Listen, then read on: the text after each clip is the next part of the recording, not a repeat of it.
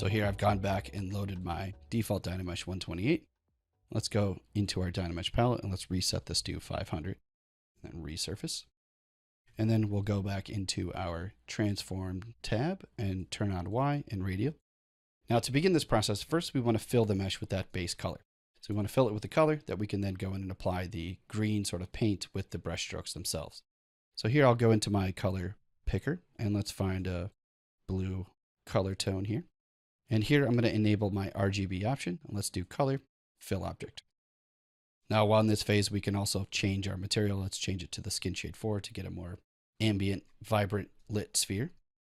And let's go to our secondary color and find a sort of greenish tone here to assign to.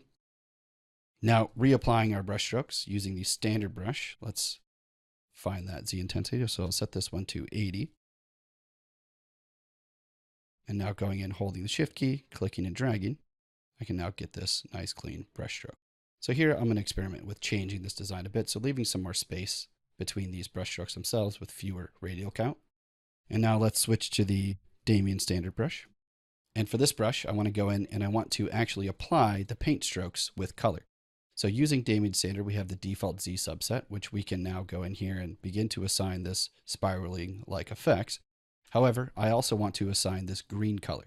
So I'm going to click the switch color to make sure that this is in my main color slot. And I'm also going to enable the RGB mode. So with RGB on, looking at that primary color, now when we go in and sculpt with this mesh, it's going to paint in this green Polypaint on that surface. So I'm going to undo this and let's decrease our draw size so we get more space between these brush strokes.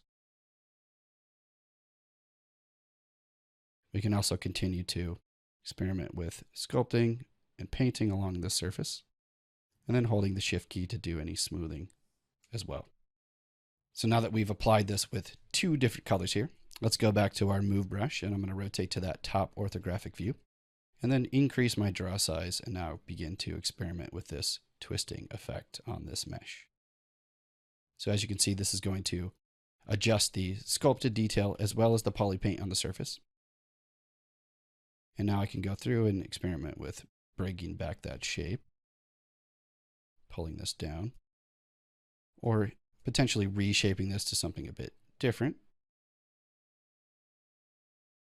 And we can continue to experiment with different color tones, maybe change this to a sort of reddish hue.